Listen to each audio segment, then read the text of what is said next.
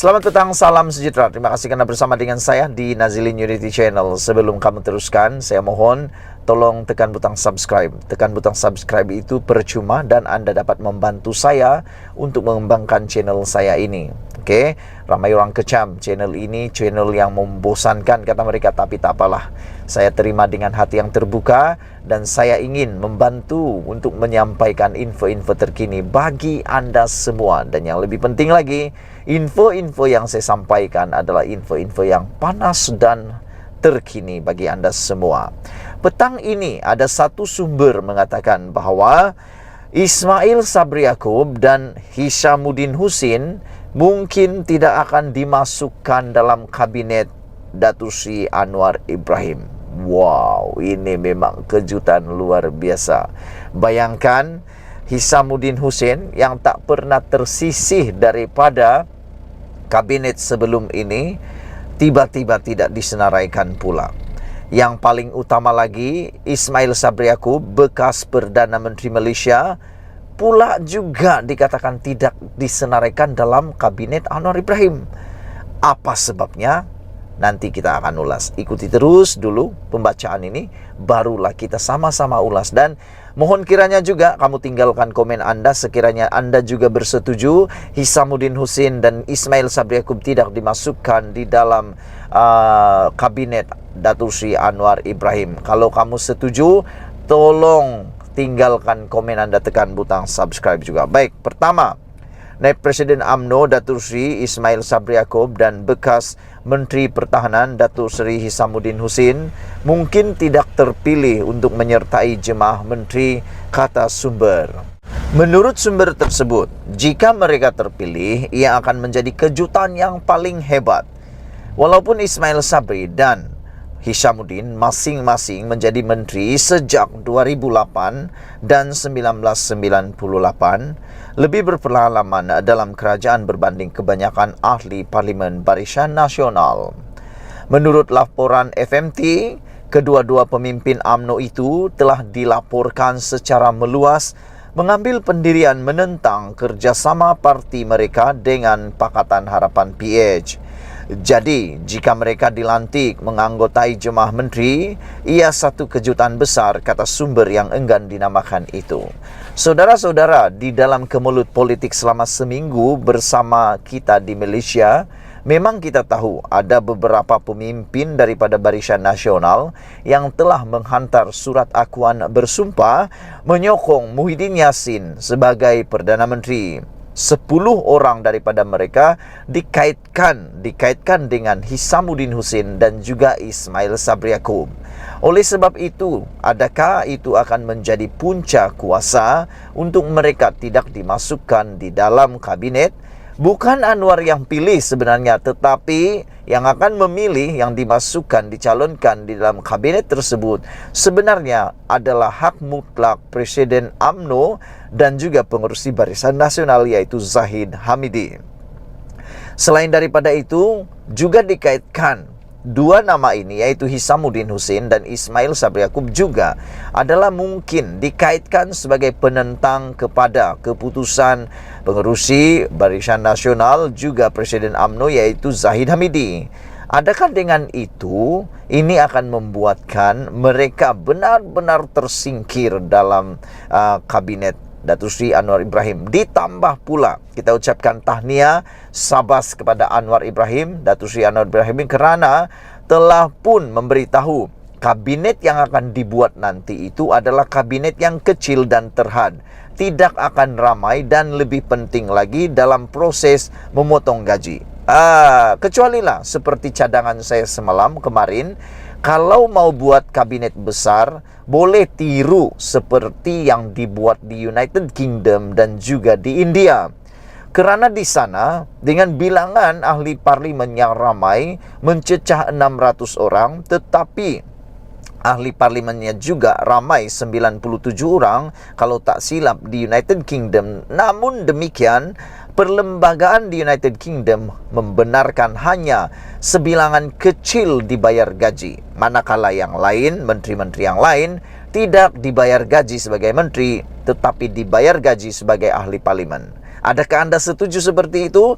Kalau Anda setuju, sila tinggalkan komen Anda. Kalau saya secara pribadi, saya bersetuju bahwa kalaupun perlu dibuat ahli parlimen ataupun kabinet yang besar sedikit, lebih daripada 25% daripada bilangan keseluruhan ahli parlimen Malaysia, tetapi saya mencadangkan supaya ahli parlimen yang menjadi menteri itu bukan semua dibayar gaji. Gaji-gaji ahli parlimen yang penting sahaja, menteri-menteri yang penting dan selalu bekerja saja yang perlu dibayar gaji penuh.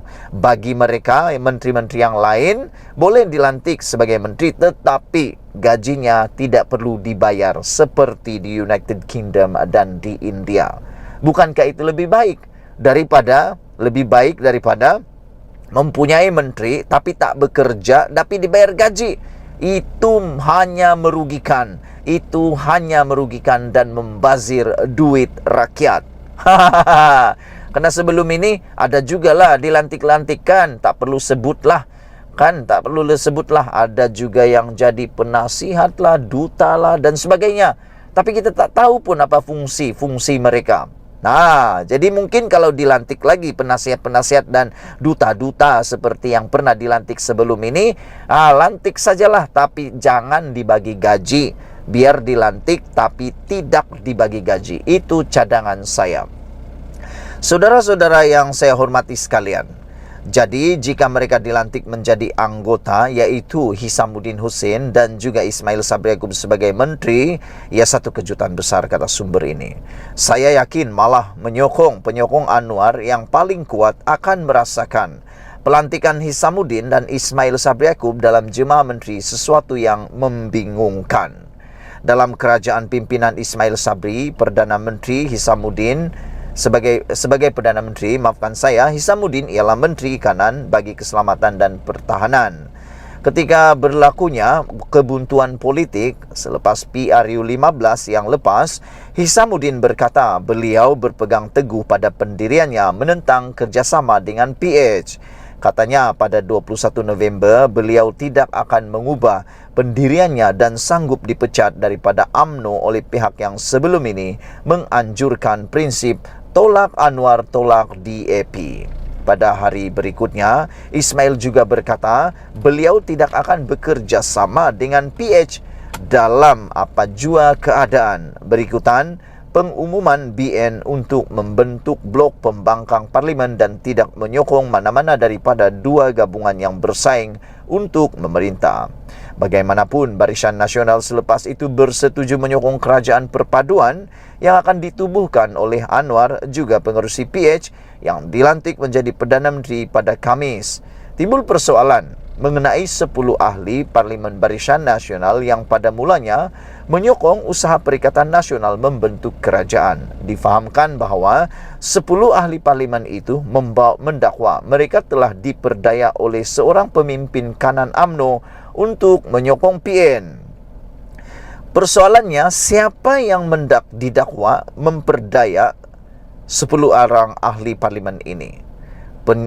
Orang ini pula dikatakan ialah pemimpin kanan UMNO. Ini makin menarik. Jadi, mereka 10 ahli parlimen masih dalam pertimbangan untuk disertakan dalam jemaah menteri. Tetapi pemimpin yang mengelirukan mereka harus bertanggung jawab, kata sumber itu. Anwar dijangka menamakan anggota jemaah menterinya dalam masa beberapa hari lagi dan dijangka pada hari Jumaat ini. Beliau mengetuai kerajaan perpaduan yang terdiri daripada PH, BN, GPS, GRS dengan sokongan ahli parlimen muda, warisan, PBM dan juga bebas. Sekian dulu untuk kali ini. Itulah dia berita yang paling buruk dan malang untuk Hisamuddin dan juga Ismail Sabri Yaakob. Sekiranya Anda juga bersetuju bahawa pandangan sumber ini, sumber kata Hisamuddin dan Ismail Sabri Yaakob tak masuk dalam parlimen. Kalau Anda setuju, tinggalkan komen Anda. Dan kalau Anda juga setuju dengan cadangan saya, supaya menteri-menteri yang dilantik nanti sebilangannya tidak perlu dibayar gaji, juga tinggalkan komen Anda. Sebab menteri-menteri ini, bagaimanapun dorang jadi menteri atau tidak jadi menteri, mereka memang ada gaji sebagai ahli parlimen. Dan gajinya pula sangat banyak. Saya sudah terangkan di dalam konten saya sebelum ini. Banyak keuntungannya. Jadi, apa kata kita jadi ahli parlimen? Kita jumpa lagi Malaysia kita punya. Kita jaga sama-sama cintai Malaysiaku. Bye-bye.